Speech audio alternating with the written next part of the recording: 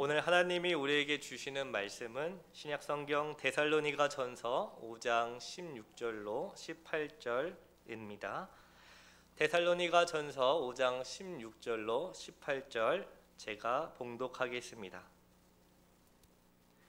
항상 기뻐하라, 쉬지 말고 기도하라, 범사에 감사하라.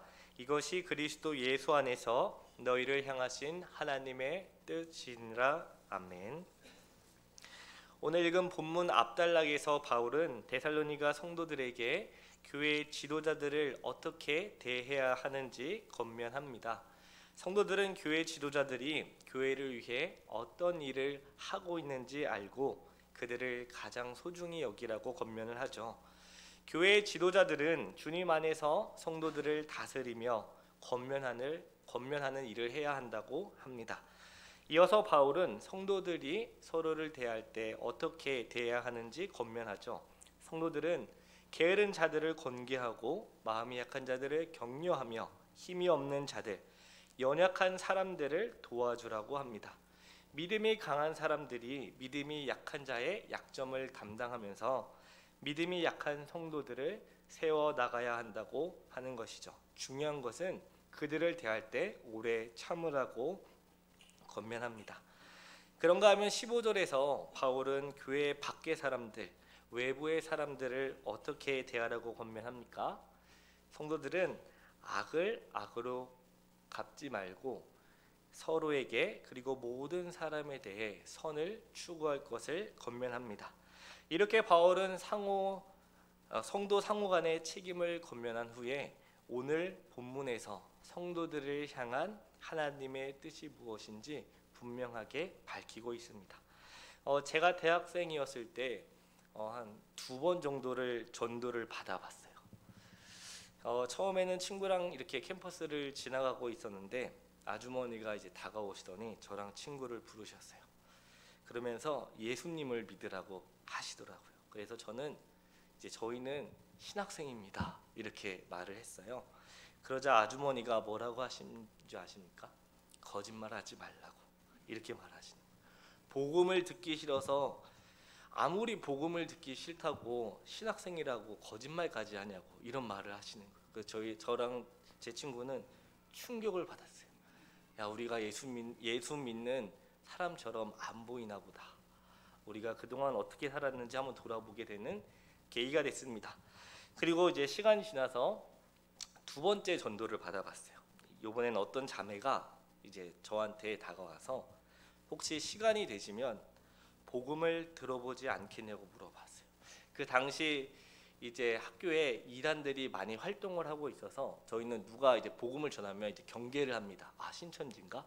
아니면 또 다른 이단이 캠퍼스에 와서 추수꾼 그런 걸 하는 거 아닌가라고 경계를 하고 일부러 시간을 내서 들어봤어요. 뭘 전하나? 그러는 이제 벤치에 앉아서 그 자매가 저한테 이제 사형리를 딱 주면서 이제 하나씩 봐보라고. 아마 첫 번째 원리, 하나님은 당신을 사랑하시며 당신을 위한 놀라운 계획을 가지고 계십니다. 제가 그때 사형리를 처음 들어봤거든요. 그래서 이제 2번째, 3번째, 4번째 원리까지 다 듣고 그 자매를 따라서 이제 영접 기도를 마무리했습니다. 그때 제가 그 기억이 나요. 무슨 기억이 나냐면 나를 향한 하나님의 놀라운 계획을 알면은 그 넘치는 기쁨과 무엇이든지 할 수 있겠다라는 그 용기가 가득 찼던 그때가 제가 아직도 기억이 납니다. 그렇습니다. 우리를 향한 하나님의 계획, 하나님의 뜻을 알아가는 것은 굉장히 중요합니다. 우리를 향한 하나님의 뜻을 아느냐 알지 못하느냐에 따라 인생이 좌우하기도 합니다. 자, 그렇다면 우리를 향한 하나님의 뜻은 무엇일까요? 이제 첫 번째로 데살로니가 전서 5장 16절 말씀입니다. 제가 읽겠습니다. 항상 기뻐하라. 사도 바울은 데살로니가 성도들에게 항상 기뻐하라고 명령을 합니다. 명령이란 거절할 수 없거나 거절하기 힘든 것으로 반드시 따라야 하는 것이죠. 바울은 데살로니가 성도들에게 항상 기뻐하라고 명령합니다. 그런데 당시 데살로니가 성도들이 처한 형편을 보면은 항상 기뻐하라는 명령은 어울리지 않는 것 같습니다. 왜냐하면 그들은 환난과 슬픔 가운데 처해 있었기 때문입니다. 데살로니가전서 2장 14절을 다 같이 한번 읽어 보겠습니다. 네, 제가 읽겠습니다. 형제들아, 너희가 그리스도 예수 안에서 유대에 있는 하나님의 교회들을 본받은 자 되었으니 그들이 유대인들에게 고난을 받은 것 같이 너희도 너희 동족에게서 동일한 고난을 받았느니라. 아멘. 데살로니가 교회는 그리스도 예수 안에서 유대에 있는 하나님의 교회들을 본받은 자가 되었어요. 그래서 그들은 유대 교회들을 본받아 고난의 길을 걸어갔습니다.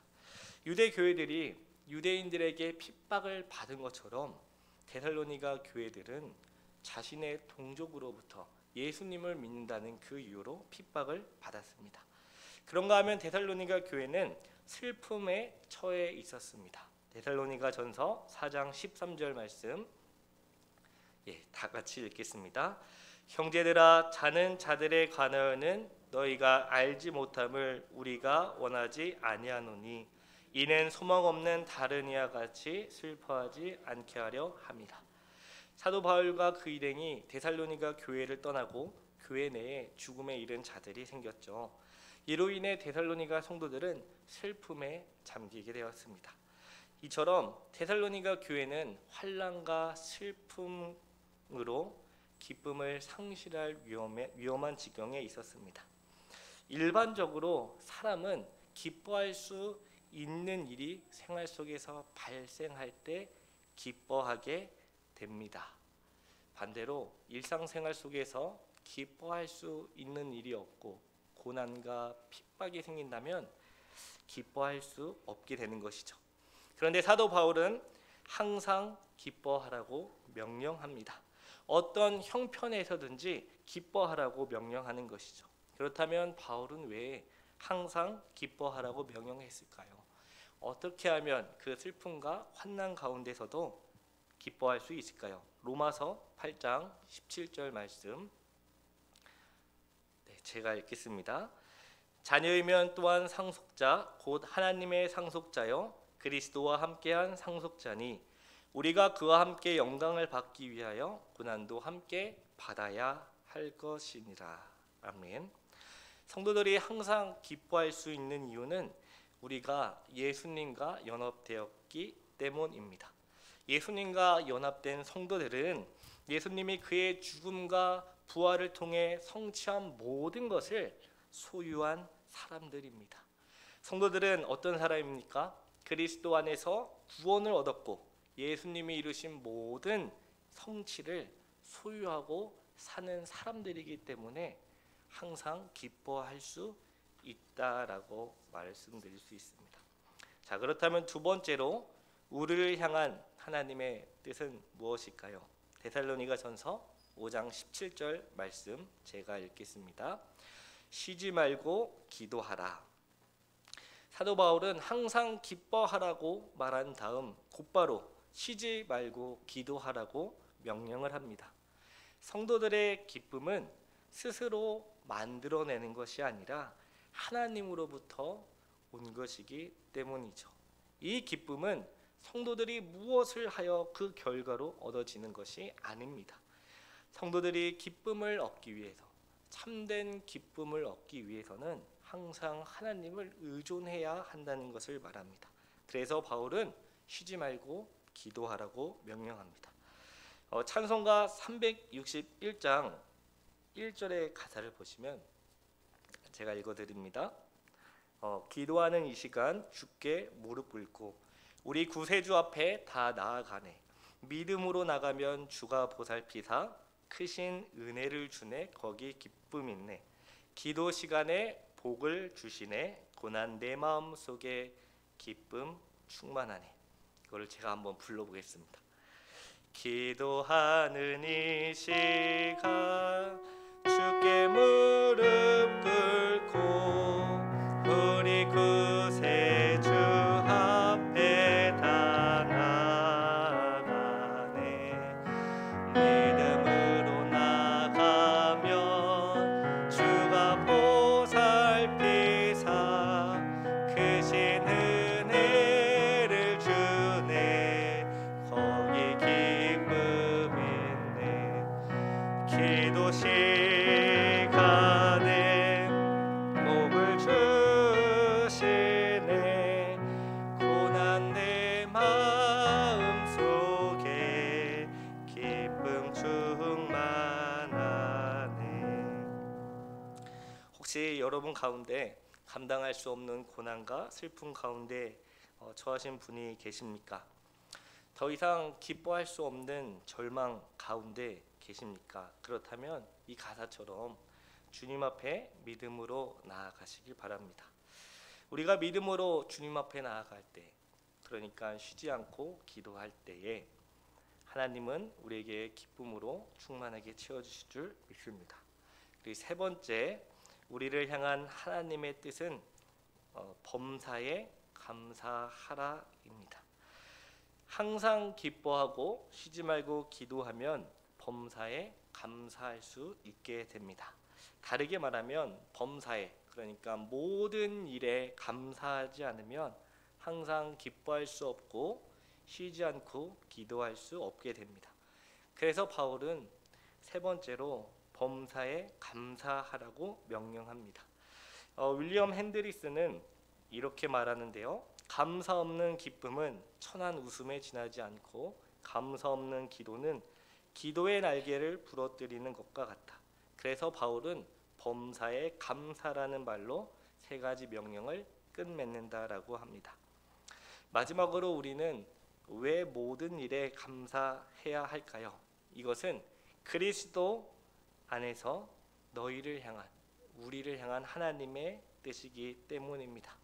그래서 하나님을 범사에 의식하는 사람은 하나님께 범사에 감사를 할 수 있게 됩니다. 하나님 없이는 살 수 없다고 생각하는 사람이 비로소 하나님께 감사할 수 있게 되는 것이죠. 반대로 하나님께 감사하지 않는 사람은 하나님을 의식하지 않고 하나님과의 교제를 가까이 하지 않는, 멀리하는 사람이라고 할 수 있습니다.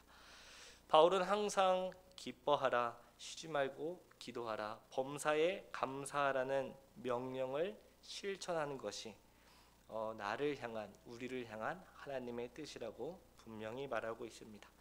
하나님의 뜻은 그리스도 예수 안에서 우리에게 분명하게 밝혀져 있습니다. 그것은 우리들이 어떤 상황에서도 항상 기뻐하는 것이고 쉬지 않고 기도하는 것이며 범사에 감사하는 것입니다. 어떤 상황에서도 항상 기뻐하고 쉬지 말고 기도하며 범사에 감사함으로 우리를 향하신 하나님의 뜻을 이뤄가는 은국교회가 되기를 기도합니다. 자, 기도하고 말씀을 기억하면서 다 같이 기도드리겠습니다. 하나님 아버지, 어떤 상황에서도 항상 기뻐하고 쉬지 말고 기도하며 범사에 감사하여 우리를 향하신 하나님의 뜻을 이루어 가게 하소서. 오늘 주신 이 말씀을 가지고 주님의 뜻이 무엇인지 알고 그 뜻대로 이루어 가기를 해달라고 다 같이 한 마음으로 기도드립니다.